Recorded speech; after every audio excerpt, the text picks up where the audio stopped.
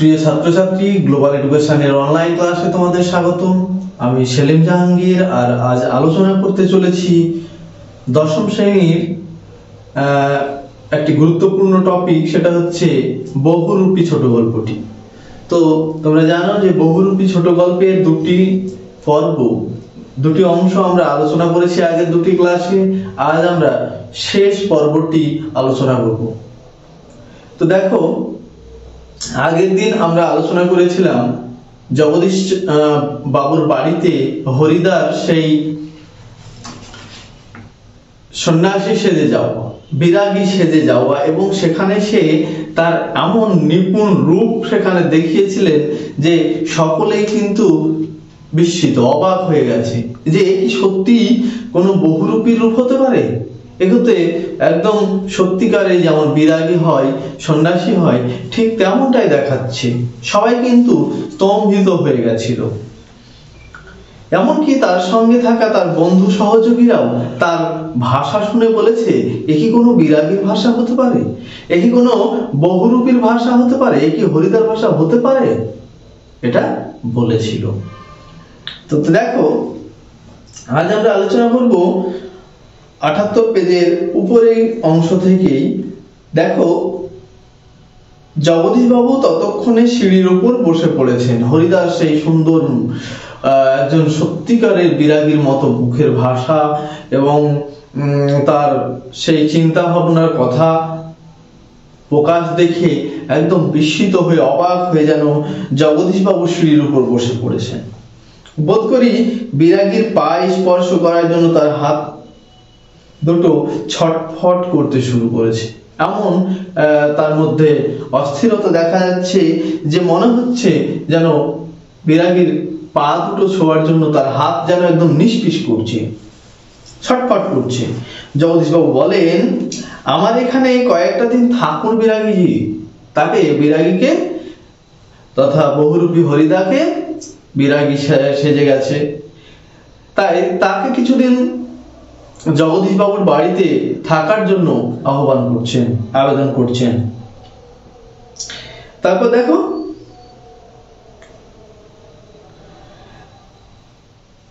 আপনার কাছে এটা আমার প্রাণের অনুরোধ। এটা খুব ভালো একটা লাইন, আপনার কাছে এটা আমার প্রাণের অনুরোধ।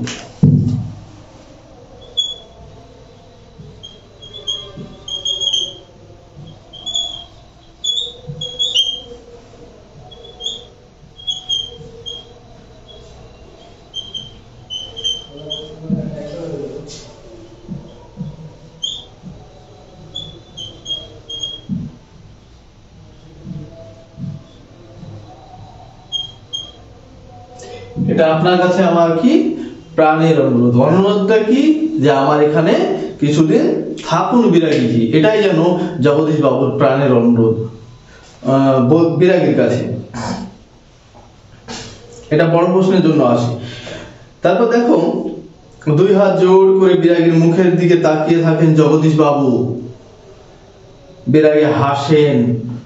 তারপর বাইরে খোলা আকাশ থাকতে আর ধরিত্রীর মাটিতে স্থান থাকতে আমি এক বিষয়ের দালান বাড়ির ঘরে থাকবো কেন, বলতে পারেন?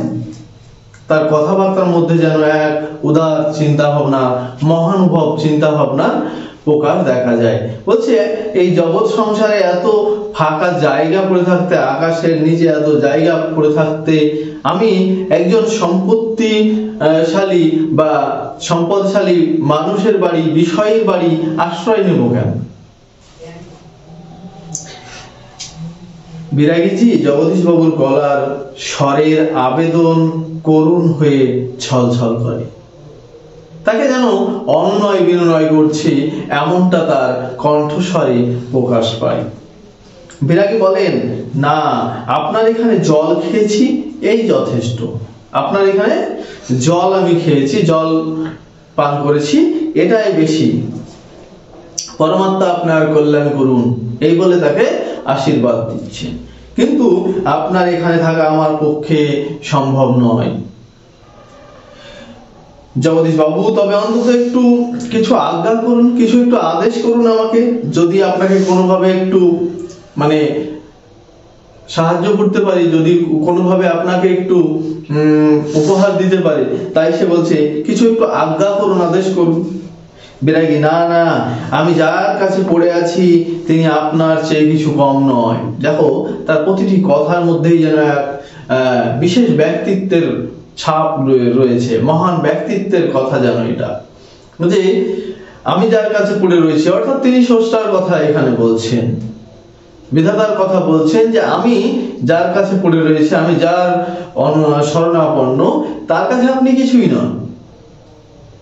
আপনার এখানে সেই রকম ভাবে আমার কোনো প্রয়োজন লাগবে না, কাজেই আপনার কাছে আমার তো কিছু চাইবার দরকার হয় না।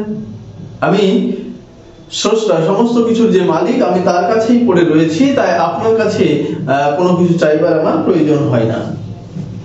জগদীশ বাবু তবে কিছু উপদেশ শুনিয়ে যায় বিরাগীজি। তবে কি একদম জগদীশ বাবু নাছোড় বান্দা প্রায়, সেও যে কোনো ভাবেই বিরাগীর কাছ থেকে কিছু না কিছু একটু পেতে চাই, তাই বলছে কিছু উপদেশ শুনিয়ে যান বিরাগীজি, নইলে আমি শান্তি পাবো না, নইলে আমি শান্তি পাবো না। এই কথাটি বলছে কে? জগদীশ বাবু।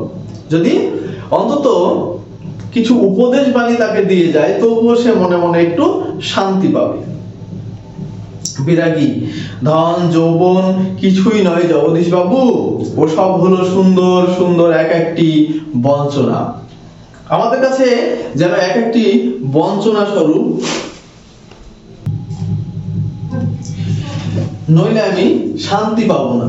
অর্থাৎ জগদীশ বাবু শান্তি পাবে না যেন। বিরাগী যদি তাকে একটু বিন্দুমাত্র উপদেশও না দিয়ে যায়, কিছুই তার সঙ্গে যদি সম্পর্ক না রেখে যায়, তাহলে সে মনে মনে যেন স্বস্তি পাচ্ছে না, যে বিরাগীর কাছ থেকে সে কি পেল। বিরাগী তখন বলছে যে ধন যৌবন কিছুই নয় জগদীশ বাবু, এই জগৎ সংসারে ধন যৌবন এসব কিছুই কিন্তু নয়, ওসব হলো সুন্দর সুন্দর এক একটা বঞ্চনা মাত্র। মন প্রাণের সব আকাঙ্ক্ষা নিয়ে শুধু সেই একজনের আপন হতে চেষ্টা করুন, সেই একজনের অর্থাৎ বিধাতার, মন প্রাণ দিয়ে বিধাতার আপন হওয়ার চেষ্টা করুন, যাকে পেলে এই সৃষ্টির সব ঐশ্বর্য পাওয়া হয়ে যায়। মানে ওই বিধাতাকে, স্রষ্টাকে, তার সান্নিধ্য পেলে, তার কাছে শ্রেষ্ঠ হলে, তার কাছে ভালো কিছু মানুষ হলে সমস্ত কিছুই যেন সার্থক হয়ে যায়, সমস্ত কিছুই যেন পাওয়া হয়ে যায়। আচ্ছা আমি চলি, এই বলে সে যেতে উদ্যত হয়। জগদীশ বাবু বলেন, আপনি একটা মিনিট থাকুন বিরাগীজি, আপনি একটা মিনিট থাকুন। সিঁড়ি উপরে অচঞ্চল হয়ে একটা মিনিট দাঁড়িয়ে রইলেন বিরাগী। এক মিনিট সে অপেক্ষা করলো। আজকের চাঁদের আলোর চেয়েও স্নিগ্ধ এক জ্যোৎস্না যেন বিরাগীর চোখ থেকে ঝরে পড়ছে। সেই আত্মবিশ্বাসে ভরপুর সেই বিরাগীর চোখ থেকে যেন আজকের রাত্রে যে মানে প্রাকৃতিক সৌন্দর্য, যে জ্যোৎস্নার সৌন্দর্য, তার চেয়েও যেন উজ্জ্বলতা তার চোখ থেকে যেন ঠিকরে পড়ছে। বাবু তো ফিসফিস করে, না না, ওই চোখ কি হরিদার চোখ হতে পারে? অসম্ভব, ওই চোখ কখনোই হরিদার হতে পারে না, অসম্ভব। জগদীশ বাবুর হাতের একটা থলি, থলির ভিতরে নোটের তাড়া। বিরাগীর পায়ের কাছে থলিটা রেখে দিয়ে ব্যাকুল স্বরে প্রার্থনা করেন জগদীশ বাবু। কি প্রার্থনা করেন? এই প্রণামী, এই সামান্য 101 টাকা গ্রহণ করে আমাকে শান্তি দান করুন বিরাগীজি। তাহলে বিরাগীর কাছে সে একটা 100 টাকার নোটের তড়া নিয়ে এসে হাজির, তার কাছে সে আশীর্বাদ চায়। ঠিক আছে, তো তাকে এইটা দিয়ে তাকে খুশি করতে চায়, তাই বলছে যে আপনি এটাকে গ্রহণ করে আমাকে একটু শান্তি দান করুন। আপনার তীর্থ ভ্রমণের জন্য এই টাকা আমি দিলাম, আন্ডারলাইন করে। তাহলে বিরাগীর তীর্থ ভ্রমণের উদ্দেশ্যে জগদীশ বাবু ওই টাকা তাকে উপহার স্বরূপ দিয়েছিলেন, দিতে গিয়েছিলেন। বিরাগী হাসে। আমার বুকের ভিতরেই যে সব তীর্থ, এবং সেই উদার মহানুভব ব্যক্তিত্বের মতোই বলে ওঠেন, আমার মধ্যেই সমস্ত কিছু লুকিয়ে রয়েছে, আমার বুকের মধ্যেই তো তীর্থক্ষেত্র রয়েছে, আমি কোথায় ঘুরে দেখব? ভ্রমণ করে দেখবার তো কোনো দরকার হয় না, আমার মধ্যে, আমার অন্তরের মধ্যে রয়েছে তীর্থক্ষেত্র, সেটা ভ্রমণ করে দেখবার তো প্রয়োজন নেই। জগদীশ বাবু আমার অনুরোধ বিরাগী, তাকে টাকাটা নিতে অনুরোধ করছে বারবার জগদীশ বাবু। তারপরে বিরাগী কি বলছে দেখো, আমি যেমন অনায়াসে ধুলো মারিয়ে যেতে পারি, তেমনি অনায়াসে সোনা মারিয়ে চলে যেতে পারি। তার নির্লোভ মানসিকতাটাকে সে তুলে ধরছেন যে একজন সত্যিকারের বিরাগী তার কেমন হওয়া উচিত, কোনো কিছুর প্রতি লোভ, লালসা, আশা, আকাঙ্ক্ষা এসব তার মধ্যে থাকবে না। এখানে বিরাগী দেখা যাচ্ছে, এর আগে যে বিরাগী জগদীশ বাবুর বাড়িতে এসেছিল সে 100 টাকা নিয়ে বেশ মুচকি হাসি দিয়ে বিরাগী জগদীশ বাবুর বাড়ি থেকে চলে গেছিল। কিন্তু বহুরূপী সেজে আসা বিরাগী হরিদা, সে কিন্তু একজন সত্যিকারের বিরাগীর দায়িত্ব, একজন সত্যিকারের বিরাগীর আদর্শকে পালন করছে। তাই কি বলছেন, যেমন আমি ধুলো মারিয়ে যেতে পারি, ঠিক তেমনি ভাবে অনায়াসে আমি সোনাও মারিয়ে যেতে পারি, আমার লোভ নেই। এই বলতে বলতে সিঁড়ি থেকে নেমে গেলেন বিরাগী। 101 টাকার থলিটা সিঁড়ির উপরেই পড়ে রইল। সেদিকে ভুলেও একবার তাকালেন না বিরাগী। আসলে সত্যিকারের বিরাগী তো এমনটাই হওয়া উচিত। বিরাগীর রূপ দিতে গিয়ে কেমন একজন বিরাগী কেমন হতে পারে, সেই রূপ দিতে গিয়ে হরিদা একজন নির্লোভ বিরাগীর চিত্রকে তুলে ধরলেন। তার সুনিপুণ শিল্পী সত্তা দিয়ে তিনি সুন্দরভাবে সেই বিরাগী, সত্যিকারের বিরাগী কেমন হয় সেটাকে ফুটিয়ে তুললেন। তারপরে দেখো 3 নম্বর অনুচ্ছেদে কি করছেন হরিদা, কি হলো? তারপর সে জগদীশ বাবুর বাড়ি থেকে চলে এসেছে নিজের বাড়িতে। তারপর তার বাড়িতে এসেছে সেই তার সঙ্গী সাথীরা, যাদের বলেছিল যে জগদীশ বাবুর বাড়িতে আজ যেও, সেখানে খেলা দেখাবো। তারা এসে জিজ্ঞেস করছে যে কি করছেন হরিদা, কি হলো, কই আজ যে বলেছিলেন জবর খেলা দেখাবেন, সে কথা কি ভুলেই গেলেন? জবর খেলা দেখাবেন বললেন, কিন্তু কই তো দেখালেন না, ভুলেই গেলেন? আজকের সন্ধ্যাটা ঘরে বসেই কাটিয়ে দিলেন কেন? বলতে বলতে আমরা সবাই হরিদার ঘরের ভিতরে ঢুকলাম। সবাই, তারা হরিদার উনানের আগুন তখন বেশ গনগনে হয়ে জ্বলছে। উপরের উনানের উপর হাড়ি চাল ফুটছে, আর একটা বিড়ি ধরিয়ে নিয়ে হরিদা চুপ করে বসে আছেন। আমাদের দেখতে পেয়ে লজ্জিত ভাবে হাসলেন।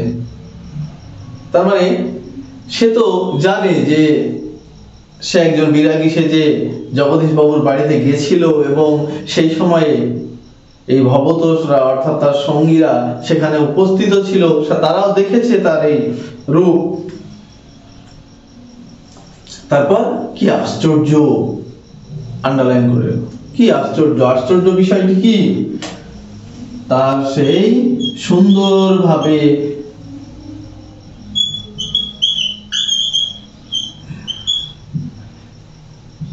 বিস্মিত হচ্ছে, কি আশ্চর্য, তার সেই সুন্দরভাবে একজন বিরাগীর অভিনয়টা একদম আশ্চর্যকর। চমকে উঠলেন ভবতোষ। হরিদার হাসি দেখেই সে অনুভব করতে পেরেছে, তাহলে কি সত্যি হরিদা আপনি তাহলে সত্যি বের হয়েছিলেন, আপনি বিরাগী? অবাক হচ্ছে যেন তারা। হরিদা হাসছেন, হ্যাঁ রে ভাই, ওই তো সাদা উত্তরীয়টা পড়ে রয়েছে মাদুরের উপর, আর সেই ঝোলাটা আর সেই গীতা সবকিছুই তার ঘরের মধ্যে পড়ে রয়েছে ওখানে। অনাদি বলে, এটা কি কাণ্ড করলেন হরিদা? অনাদি, তাহলে বুঝতেই পারছো হরিদার ঘরে যারা আড্ডা দিতে আসতো তাদের মধ্যে একজন ছিল ভবতোষ নামের, আর একজন ছিল অনাদি নামের। তো এটা কি কাণ্ড করলেন হরিদা? এটা আন্ডারলাইন করে রেখো। হরিদা কি কাণ্ড করেছিল দেখো। হরিদা জগদীশ বাবু তো 500 টাকা সাধলেন, 500 টাকা নেওয়ার জন্য আপনাকে অনুরোধ করলেন, অথচ আপনি একেবারে খাঁটি সন্ন্যাসীর মতো সব তুচ্ছ করে সরে পড়লেন। একজন সত্যিকারের সন্ন্যাসী যেমন কোনো কিছু লোভ থাকে না, আপনিও ঠিক তেমন ভাবে সেই টাকাকে উপেক্ষা করে দিয়ে আপনি সরে পড়লেন। হরিদা কি করবো বলো। তারপর দেখো হরিদা বলছে, সেই তার কথার মধ্যেই যেন তার একটা উদার মানসিকতা, একটি বড় চরিত্রের ছাপ পড়ছে। ইচ্ছে হলো না শত হোক ভগত কি শত হোক কি হরিদা, শত হোক একজন বিরাগী সন্ন্যাসী হয়ে টাকা ফাঁকা কি করে স্পর্শ করি বল। একজন বিরাগী সেজে আমি সেখানে গেছি, একজন সত্যিকারের বিরাগী চরিত্র যেমনটা হওয়া উচিত তেমনটাই আমি অভিনয় করেছি। আমি বিরাগীর চরিত্রে অভিনয় করে বিরাগীর ছদ্মবেশে গিয়ে টাকায় স্পর্শ করি কিভাবে? যদি টাকায় স্পর্শ করি তাহলে তো বিরাগীর রূপটা সঠিকভাবে তুলে ধরা হলো না, বিরাগীর ছদ্মবেশটাকে সঠিকভাবে ধরা হলো না। তাতে যে আমার ঢং নষ্ট হয়ে যায়, এটা আন্ডারলাইন করে রেখো, তাতে যে আমার ঢং নষ্ট হয়ে যায়। যদি আমি সত্যিকারের বিরাগীর অভিনয় করি অথচ টাকা নিয়ে টাকার লোভটা সামলাতে না পারি, তাহলে সত্যিকারের বিরাগীর অভিনয় কিন্তু করা হলো না, সত্যিকারের বিরাগীর ছদ্মবেশ ধারণ করা হলো না। কি নষ্ট হলো? তার ঢং নষ্ট হলো। কি অদ্ভুত কথা বলেন হরিদা। এই কথাটাকে তার অদ্ভুত কথা বলেছে তার সঙ্গে যারা তার সঙ্গী সাথী ছিল, ঘরের মধ্যে সেই সময় তার বাড়িতে যারা আড্ডা মারতে আসতো, হরিদার এই উদার মহানুভব কথা শুনে তারা বলছে কি অদ্ভুত কথা বলেন হরিদা। হরিদার এ কথার সঙ্গে তর্ক চলে না। হরিদার এই কথাটি একটা উদার বড় চরিত্রের কথা, একটা সৎ চরিত্রের কথা, তাই এই কথার ঊর্ধ্বে কোনো যুক্তি চলে না। আর বুঝতে অসুবিধা নেই, হরিদার জীবনের ভাতের হাড়ি মাঝে মাঝে শুধু জল ফুটিয়েই সারা হবে। তাদের এটুকুও বুঝতে বাকি থাকলো না যে এই নির্লোভ ব্যক্তিটির, যার অর্থের প্রতি বিশেষ তেমন লোভ নেই, সেই ব্যক্তিটির মাঝে মাঝেই অর্থের অভাবে তাকে শুধুমাত্র জল ফুটিয়ে ক্ষান্ত হতে হবে, ভাত ফুটবে না। অনেকদিনই এমনটা তাকে হয়তো ফেস করতে হবে, মুখোমুখি করতে হবে। তারপর দেখো, অদৃষ্ট কখনো হরিদার এই ভুল ক্ষমা করবে না। খুব ভালো একটা লাইন। অদৃষ্ট কখনোই হরিদার এই ভুলকে ক্ষমা করবে না। অদৃষ্ট কোন ভুল ক্ষমা করবে না?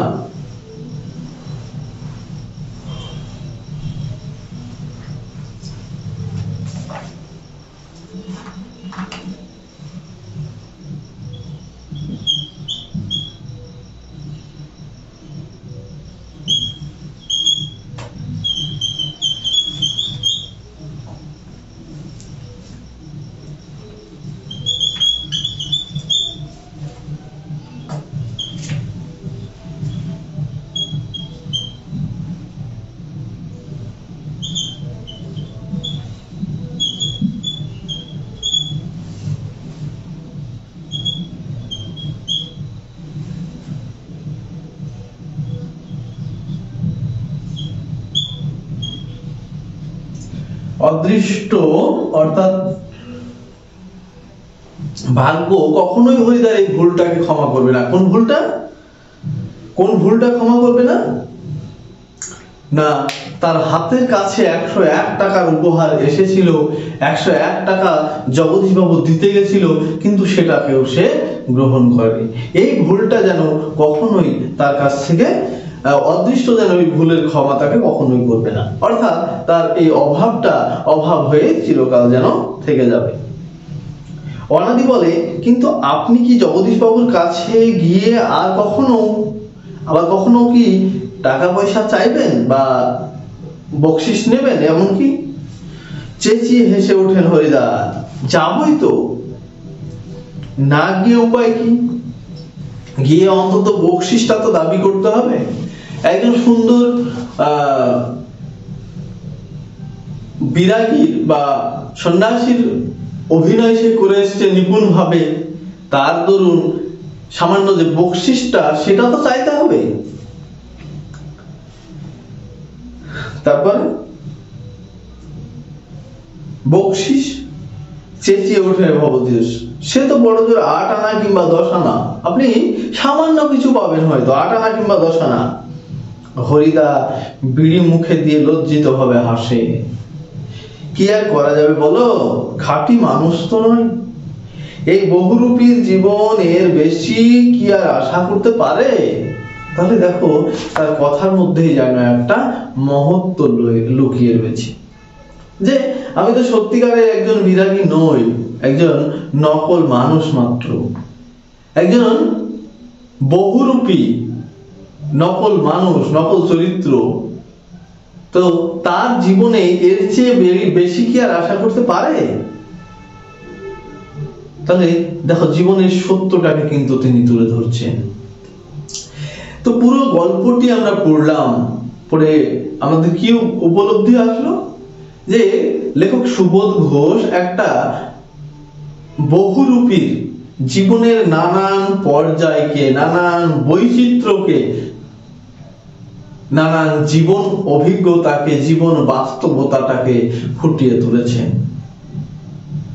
যে একজন বহুরূপী, সে প্রতিনিয়ত মানুষকে আনন্দ বিনোদন দিয়ে তার বিনিময়ে সামান্য কিছু পায়, তাতেই সে আত্মসন্তুষ্ট থাকে, তাতেই সে খুব সন্তুষ্ট থাকে।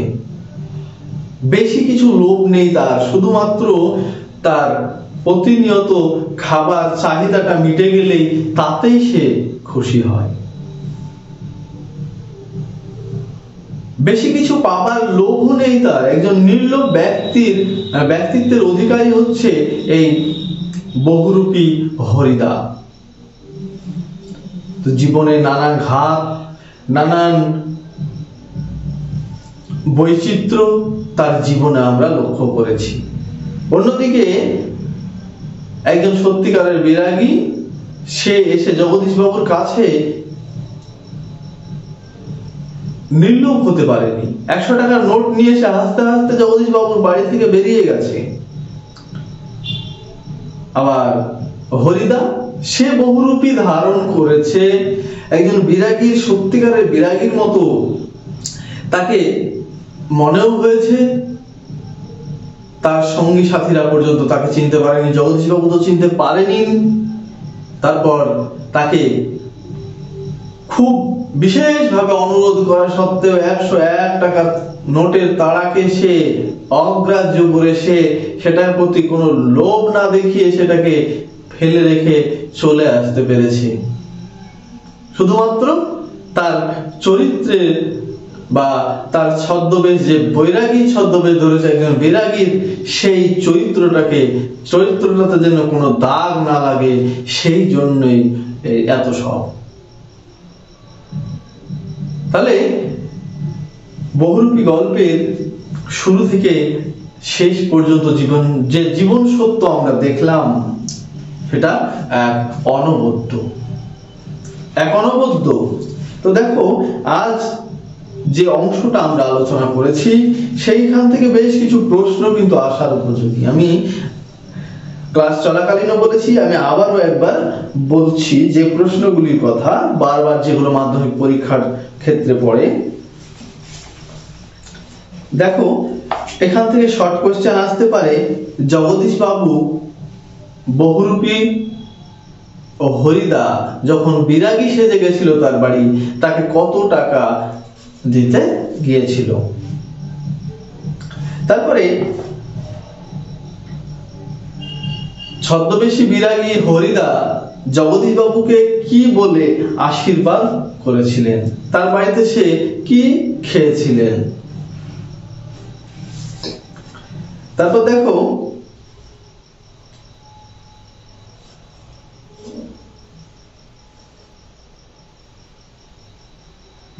কি আশ্চর্য, আশ্চর্য বিষয়টি এখানে কি? তারপরে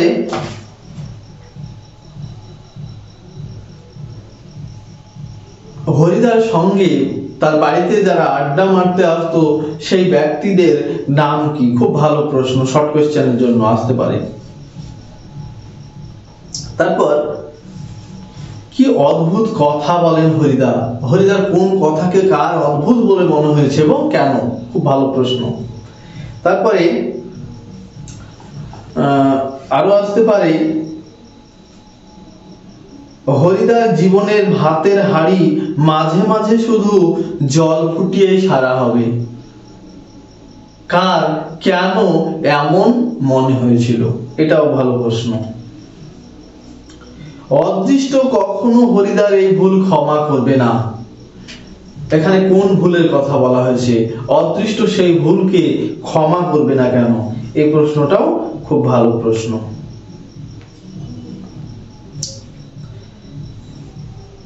তারপর দেখো, খাঁটি মানুষ তো নই। খাঁটি মানুষ তো নয়, বক্তা কে? সে খাঁটি মানুষ নয় কেন বলেছেন এখানে নিজেকে? এই প্রশ্নগুলি করো এবং আগের ক্লাসে যে প্রশ্নগুলি আলোচনা করা হয়েছে সেগুলো দেখো, সব ক্লাসগুলি সুন্দরভাবে দেখো, তাহলে যে প্রশ্ন আসুক না কেন তোমরা এর মধ্যেই সমস্ত প্রশ্ন পেয়ে যাবে। ঠিক আছে? তো আজ এ পর্যন্তই, ধন্যবাদ।